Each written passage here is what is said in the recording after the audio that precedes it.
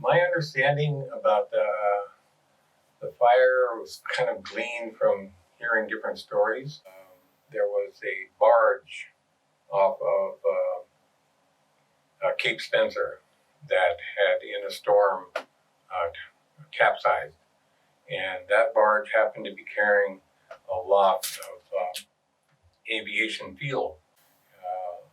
These drums floating would have been pushed in through the North Pass and the South Pass and right into Icy Strait. And so, of course, they grabbed these drums of fuel and stacked them around the pilings. So it started about where the Russian Orthodox Church is, just a little bit east of there. It started. People had enclosed the pilings with canvas or blankets, and were actually smoking fish underneath the house. And the story goes that a blanket or a piece of that canvas had blown loose and caught fire, and then the drums started to explode, and the wind did the rest.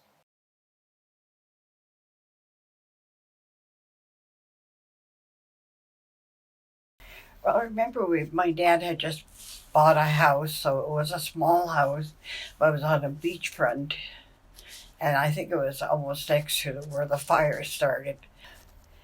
Most of our time was spent in one of the clan houses, the Raven Nest House, where my grandfather was the elder of the house, where he took care of it.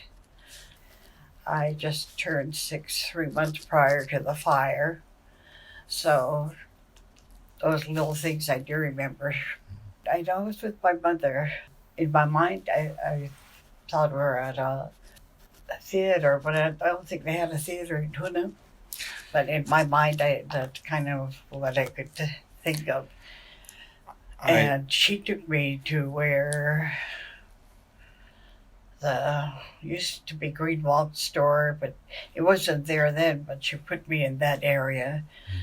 I had long hair, so she didn't want me near where the fire was, but that was what she told me. Yeah. And she was trying to get my dad to save some things from the house, but he was trying to put water on the house so it would catch on fire, and so we didn't get to save too much from the house. Mm-hmm. I just remember our house and my grandpa Pete Fawcett, he was the elder of the Raven Nest House. And I remember being with him. But my mother told me how frustrated she was trying to get him to go inside the house and save some things instead of worrying about keeping it from the fire because it was so close to the fire. That basically was what she told me. But like George said, we were in a movie. But anyhow, they said fire, you know, so we were happy to get out of that place because it was so boring. But it was hot. I remember it was really warm. We went out across the fire and holy smoke, it was really going. And they had that bucket brigade that was going as hard as it can go. And they finally came up to all the kids, they told the kids to go home, you know, go home and help out because there was one explosion already. And those explosions came from those drums that were salvaged, you know. And we got to the house, we got a little bit of clothes, you know, packed that. We looked outside, and I looked down the street where the fire was. It was across, the fire was on both sides of the streets already. And it was really hot, so I took care of my brother and one of my sisters. So we walked, I took them and I walked up. I don't know where I was going. Maybe I was going to go visit Marlene at the bridge or someplace, you know. But I ran into my mother's family there and took us on the Margaret J. And we came over here. And by that time, that whole place was on fire. Steve, I could just see it just like it happened yesterday. My mom had a little store, and a little coffee shop combine on the side of our house there. And the wagon that we hauled freight with, they loaded it full of stuff, and they told me to haul it up to my sister Tilly Scamplestead's house up the road and put it up there to protect it and hopefully it would not burn. And the far end of the bridge when I got there was one side was burning. So I decided and I went under it and got caught with the fire there. It burned my hair and stuff. I ended up having to leave the wagon there and it burned up. Pat King, she worked at the store there. She did not want them to explode like they were doing and just setting, like a torch through the town. She was down there, this lady, picking up 50-gallon barrels of fuel and throwing them off the dock. And it just tells you what you can do when, she was a strong lady, but she wasn't normally that strong. In fact, when the fire siren went off, I was at the movie picture show, which was owned by Elverson and them at that time, They had, I can't remember the show, but I was up in the bleachers, me and Finnegan, watching the show, some cowboy show, the siren. And we ran out to start fighting the fire, And we run down and start bucket brigade. So we seen we weren't going to do any good. We couldn't keep up with it. So I run down and I went behind going to my home, our house, see if I can do anything. In the meantime, Finnegan took off to help his family, and so did Archie. I went in my house, I looked at, my mother had a cedar chest, all the pictures and all her papers in there, even my dad's natural Asian papers, and I know they would want to say that, but I didn't know what to do with it. So I run across the street and up close to where the Salvation Army was. There was the road that went up to the school. Mm-hmm. There was a big culvert. And I ran down it and stuck that thing up right in the middle of the culvert. A couple of days after the fire was over, I remembered what I did. I went back and it was still there. Boy, my mom was happy. We were down in Canada, Chicken Hill with my grandmother, me and Archie. And when we were coming up, we stopped by and to give halibut to Mrs. Lawrence, Franco and them, their grandmother. So we took fish up to her place. When we were coming down, we see the canvas moving back underneath the house where they were smoking fish. And the wind was blowing. My grandmother's just gonna go see Jimen's wife, my grandfather's wife. So we left and we brought up the fish. We worked on the fish and then we went to the movies, and my grandma went to see Mrs. Jimena. And so, when we were at the movies, that fire alarm went off real loud when the town caught on fire. So they had to take out the machines and everything out of that movie, and they let us all go from the movies. I went towards my grandfather Jimen's house, but on the way I was watching, there's an old man faucet. But he was taking regalias and all his other stuff down on a double-ender boat, and then he pushed the boat out. And I just stood there. I don't know why. Never dawned on me the town would all burn down. What I remember about the Hoonah Fire was I was out fishing with my brother-in-law, Sergey Shaker. He was married to my sister Alice. And when we came back, we heard about the fire in Hoonah, and we were out fishing around Cape Spencer. But we came back to Hoonah. What I remember about it is that That year, someone gave me a sled, and I was really looking forward for that winter to come so I could play with my sled. You know, we were so poor, we couldn't buy a sled, so somebody gave me a sled. One of those kinds that were expensive. I mean, you could run and go down a hill real fast. Cooper. But that year, it's the year when they gave me that sled, the town was burned down. We came back, all our belongings and everything was gone. It was about close to 7 o'clock in the evening. The show was going on down the road. I was living right close to Kane's store. I was renting from Kane's at the time. So my son, he was 7, and I was teaching him how to grow plants. And we had a whole pan full of blotter and damp water. We were sprouting nasturtiums, and he was so enthused. And just about 7 o'clock was close, there the fire horn went off. So I jumped up and looked out. It looked like it was down toward what we at that time was toward P.S. Ganty's. No water system. The only way the water would come, Kane's had So some there's water. fire, just a bucket brigade, huh? That's all it was. We grabbed the hose by Kane's, and it just trickled out of our no water, no place. We had no protection.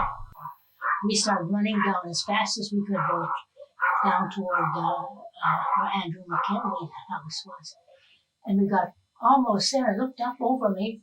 Great big piles of flame were burning. Chunks of wood was flying over us. So I hollered, Jen, look, we have to go back. And we turned around halfway and started back to where our house was. And started running as fast as we could, and the flames was beating us all over. Flames running. So the place I lived in was right across the street from where my mother had her little store. So Jen ran in, she said, I'm going to help Mom. I said, yeah. So I run into my house. I could hear the roof crackling. And I thought to myself, well, take it calm and easy. God, this is the last time I could come in here. I knew I was going to have to run like everything toward the preacher point. So I turned and ran out. I forgot my glasses. I left them there and they burned.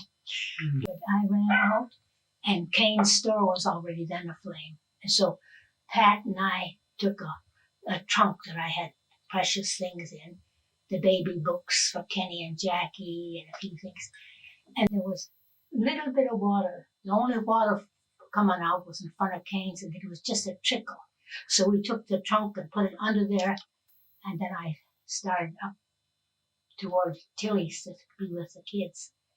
And a lot of the kids were coming out of the show hall by themselves.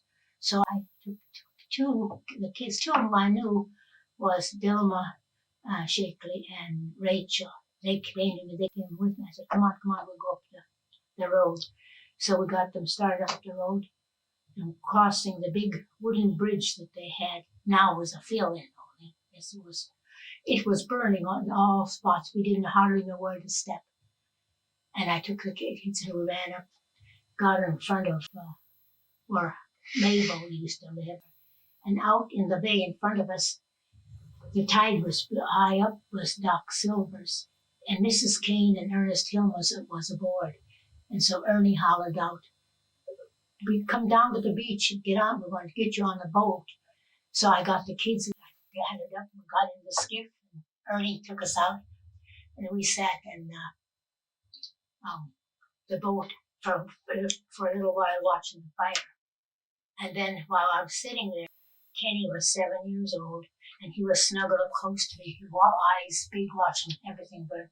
And he looked at me and said, Mom, do you think our little seeds died? And I told him, yeah, I'm afraid they did, but we can plant some more.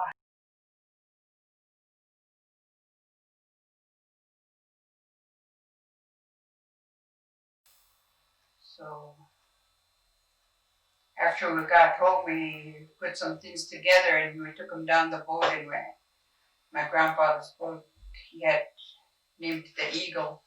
We anchored out by the graveyard and we just watched the fire burning.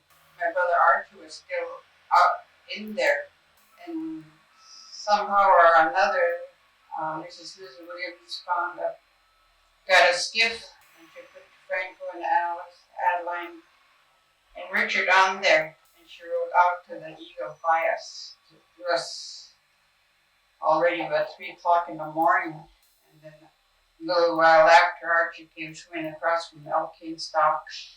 This is the fire we watched. We watched it burn. We went back in there to where the fire was. Mrs. Lawrence is telling us to go up before anybody goes around looking in the places where the houses are. She told Alice, you know what part of the house my jewelry's on? The box, the steel boxes Alice had. So we went up with Alice to look for her steel box in their little house where they were staying that burned down. There wasn't a box. There's some people were already digging around among the houses area where the houses burned down from. So the old lady, we never did find her steel box. It had all her bracelet and everything else in there. What kind of things did people do that night and the next day? Everybody kind of got together and helped each other, went down to the cannery. The cannery opened up the mess hall down there. So cannery played an important part in The that. cannery played a really important part to the people. Yeah, they housed them down at the village down there. Mm-hmm. They opened up, it was early. It wasn't open up before that because it was June, they're waiting to cannery to open then.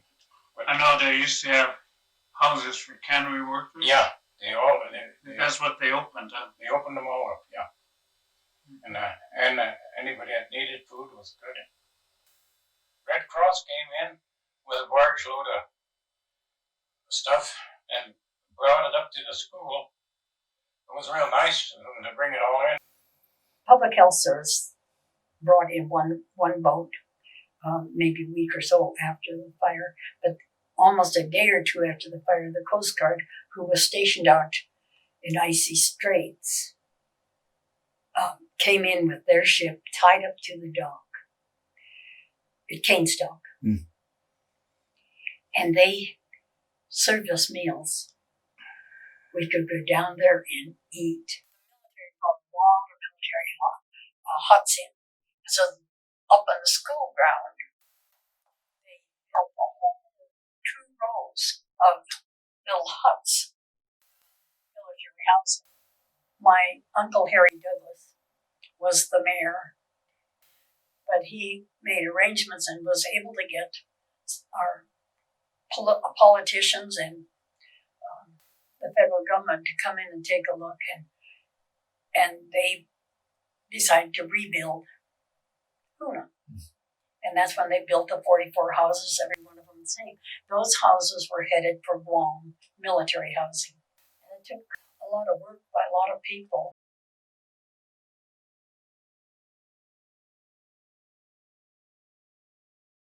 Achos gani aya which tut would the atya Huna Hau Tlingit ka Tlet ka which it has with the she aya ye dat ye teen yes on city.